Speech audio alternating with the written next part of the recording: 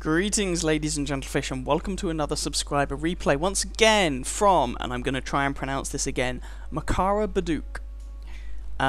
Please do correct me if I'm pronouncing it wrong, and I'm going to call you Mac again for the rest of the replay because it's a damn sight easier.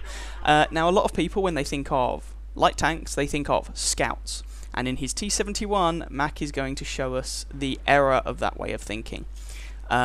And actually this is interesting because the new Tier 8 and other light tanks are coming in patch 9.3.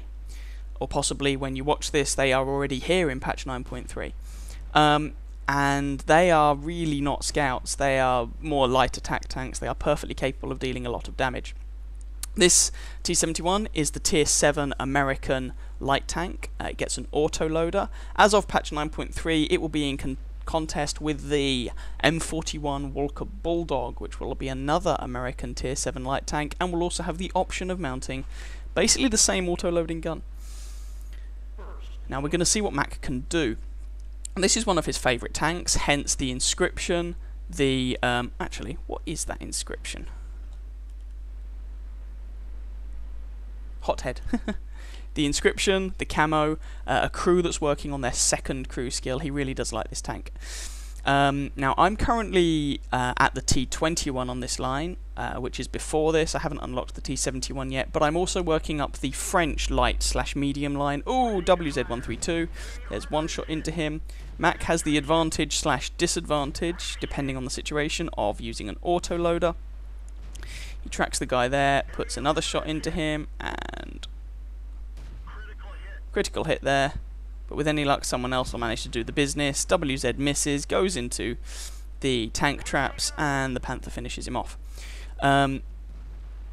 So I haven't got this tank yet, but I'm going up the French tanks, and Mac takes a number of shots on the move here that I'm not criticising him for taking. But if you're driving the French autoloaders, you really can't do, because you just don't have the ammo capacity. And actually, if I were in my AMX-12T, for instance, if I fired a shot every time Mac did in this replay, I would have used every single round in my tank. Whereas Mac doesn't, because it carries more ammunition. It's also worth noting, for those of you who have a premium ammunition thing, this tank fires APCR ammunition as its standard credit bore ammo. It does not fire regular armor piercing. And it fires heat ammo as its premium ammunition round. So all those people who see a T71 shooting at them, or indeed some, another tank that has a similar ammo loadout, and immediately shouts "Gold noob" or something like that, sorry, you are just displaying your ignorance of the game. The T71 fires APCR as standard ammo. Now, while I've been waffling on, Mac has come over here and put a butt ton of damage into that T54. And you can see that Mac is not scouting in particular. He's just going around and harassing individual tanks who are caught out on their own. The other thing that I should point out, no, that VK is already down, is that this is a Tier 9 game, and Mac is in a Tier 7 light tank.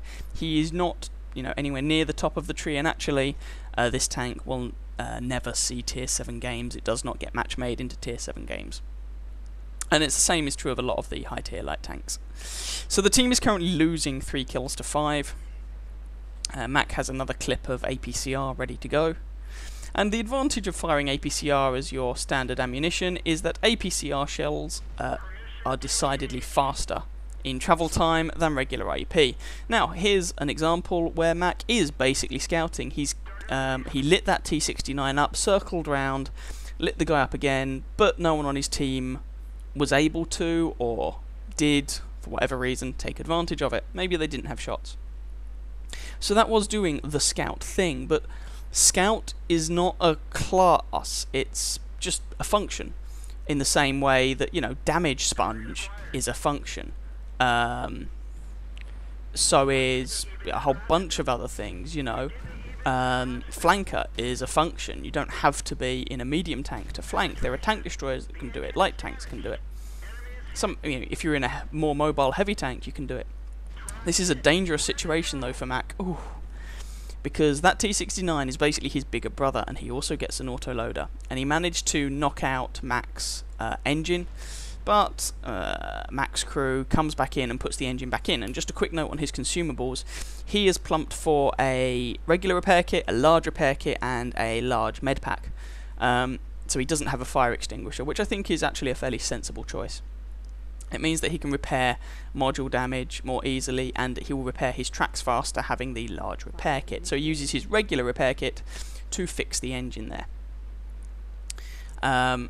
And you can see, if looking at the enemy team, of their 3 light tanks, 2 of them are still going. That's Mac and the WZ. Now I would say, so here he's coming up against 2 artillery pieces. GW Tiger has fired, but the GW Tiger has a very, very narrow gun traverse.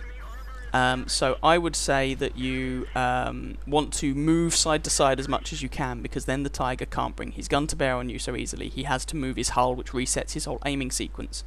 Also, I would have advised... Oh, no, firstly, this is really nice. He keeps the GW Tiger between himself and that Su-14-1, so the Su-14-1 can't really get a shot on him. But I would advise in future, when you're doing that, don't fire off the shots on the move as you go in, because it meant that Mac didn't have the shells in his clip to finish the artillery piece off, which could have been a bit messy. So in that particular situation, I think I'd have been tempted to make sure that I at least had enough shells left in the clip to kill the guy. He just needed one more shot to do it. But that's a fairly small criticism. I mean, this is a very well played game. And suddenly, the enemy only has 2 tanks left, an IS-3 who is over here, and an M53-55 artillery piece. So Mac is going around. I think he's in search of the artillery, or he's taking a long flanking route around the IS-3. Nope, he's just flanking around the IS-3 in a kind of unpredictable manner.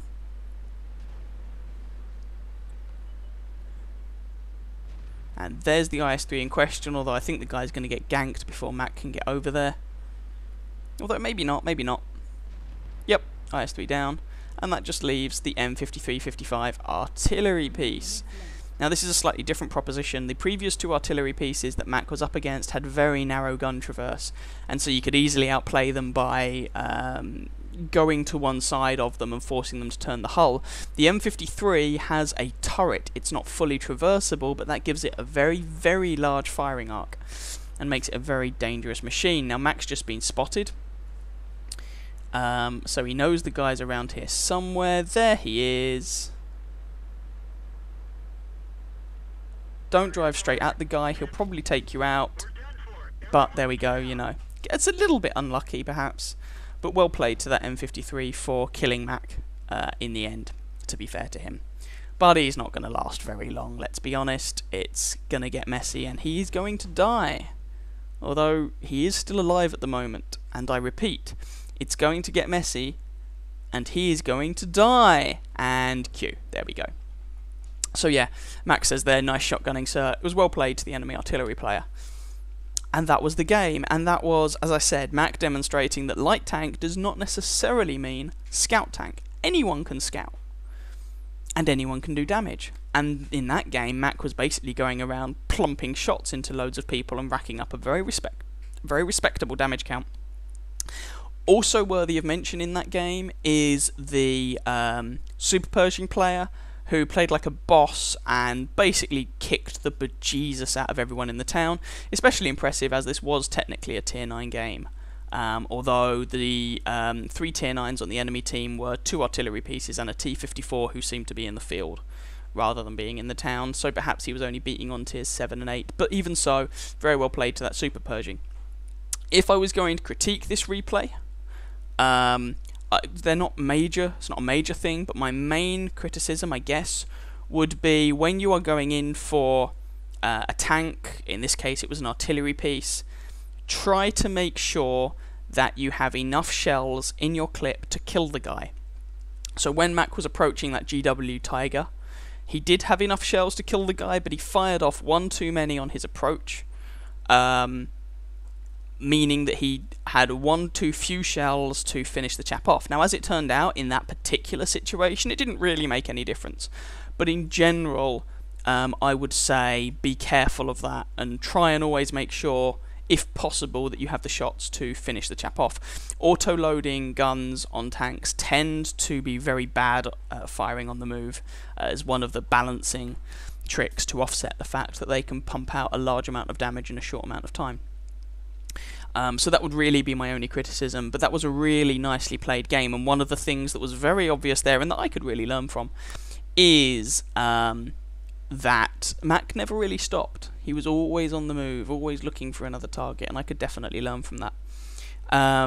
But also, Makara, if you do ever decide to go down the French auto-loading line, you know, the AMX-12T, 1375, 1390, Lorraine 40-ton, and Batchat 25-ton.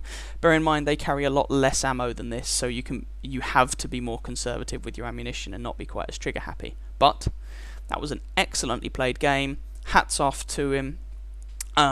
Really nice result at the end, which you can go and have a look at in a moment. So, if any of you have any replays that you would like to send me, please feel free, just upload it to whatreplays.com, send me the link, tell me what crew skills you're using, what percent your crew are, any mods that you use, and that's fantastic. And assuming that, and also tell me why you liked the game, why you're sending it to me, and I will most likely show it on my channel. So once again, well done to Mac. I hope you guys enjoyed that replay as much as I did. If you did, please feel free to catch some of my other videos and or subscribe to the channel, and I wish you very happy hunting on that battlefield. Ciao ciao.